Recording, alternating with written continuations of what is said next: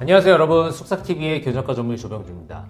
자, 오늘은 여러분들께 교정치료 시 발치하는 치아에 대해서 말씀을 드릴 건데요. 일반적으로 발치하는 작은 어금니 외의 치아들을 예외적인 경우에 대해서 설명을 드릴 거예요. 환자분들께 작은 어금니 말고 다른 치아를 발치를 하시는 게 좋겠습니다 라고 설명을 드리면 환자분이 약간 뭐야, 돌팔이 아니야? 약간 이런 느낌으로 말씀을 하시는 경우들이 있어서 예외적인 경우들에 대해서 말씀을 드릴 거예요.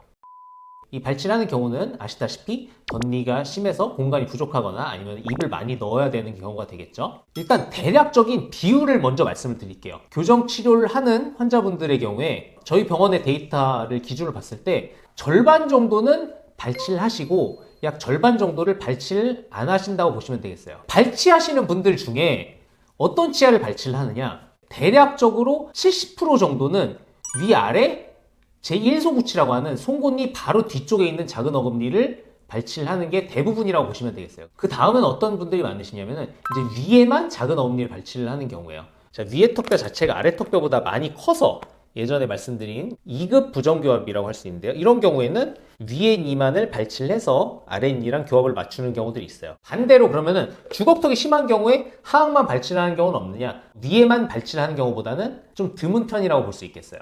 그리고 만약에 그만큼 아래턱이 나와 있다면 사실은 이제 발치 교정 치료보다는 수술 교정 치료로 넘어가는 경우들이 많기도 하고요. 여기까지는 이제 작은 어금니 발치에 대해서 말씀을 드렸어요. 작은 어금니는 제1소구치도 있고 제2소구치도 있는데요. 어떤 치아를 발치하는지는 그때그때 상황에 따라서 약간 차이가 있어요. 제1소구치를 발치하는 게 대부분이긴 하지만 제2소구치를 발치를 한다고 해서 뭐 커다란 차이가 있는 건 아니다라고 생각하셔도 될 것 같아요.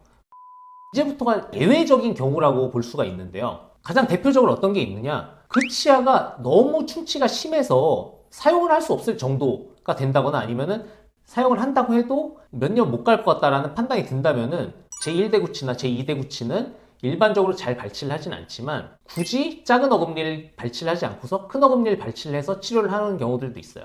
앞니인 경우에도 수명에 심각하게 영향을 미칠 정도의 손상이 있다고 판단이 되면 발치를 하는 경우들도 있고요. 그럼 멀쩡한 치아를 빼는 경우는 없냐? 그것도 이제 예외적인 경우들이 좀 있는데요. 우선 첫 번째 말씀드릴 거는 제2대구치를 발치를 하는 경우들이 있어요. 사랑니만 발치를 하고서 치아들을 뒤쪽으로 밀어서 치료를 하려고 했는데 만약에 사랑니가 너무 위쪽에 있다거나 환자분이 사랑니를 발치하기에 힘든 상태이실 때, 좀 너무 어리다거나 마취돼서 심각한 공포가 있으시다거나 라고 하는 경우에 사랑니를 빼는 대신에 그 바로 앞에 있는 제2대구치를 발치하는 경우들이 있어요. 생니를 뽑자고 하면은, 쉽게 얘기해서 제2대구치를 빼자고 하면 굉장히 이제 거부감을 많이 보이시는데요. 제2대구치를 빼는 게 사랑니를 빼시는 것보다 훨씬 더 덜 아프고 편안하고요. 그 다음에 아래 앞니를 발치를 하는 경우들이 있어요.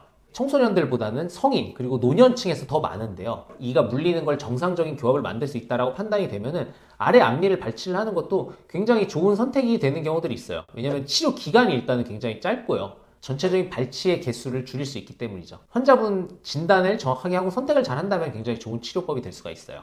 그리고 송곳니를 발치를 하는 경우가 있어요.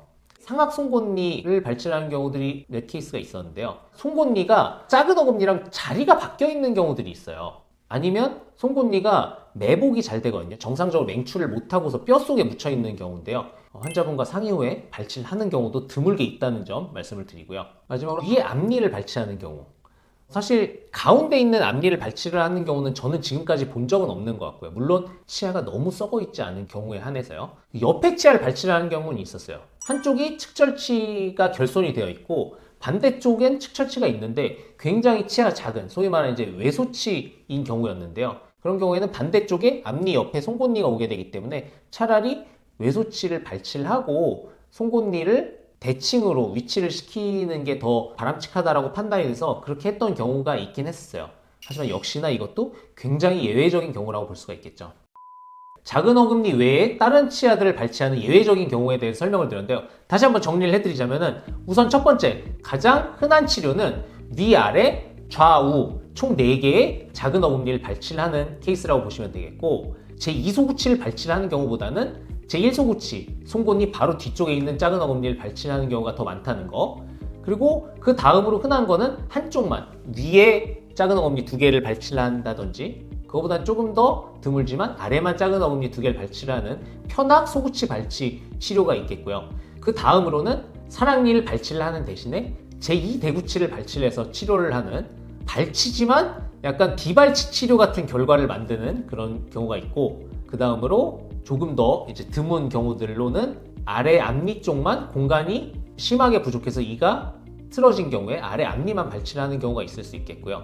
그 다음으로는 충치가 굉장히 심한 치아라든지 아니면은 원래 있어야 되는 위치가 아닌 경우에, 예외적인 경우라면은 전문의의 진단하에 어떤 치아든 발치를 하는 경우가 있을 수 있다는 점 여러분들이 알고 계셨으면 좋겠어요. 만약에 정 고민이 되신다면은 여러분 주변에 교정 전문의 선생님들이 찾아보면 꽤 많이 있으세요. 그래서 한두 군데 정도 더 상담을 받아보시는 것도 여러분들이 선택을 하시는데 조금 더 도움이 되실 거예요. 자, 오늘 저희 영상이 도움이 되셨다면 좋아요, 구독 부탁해요.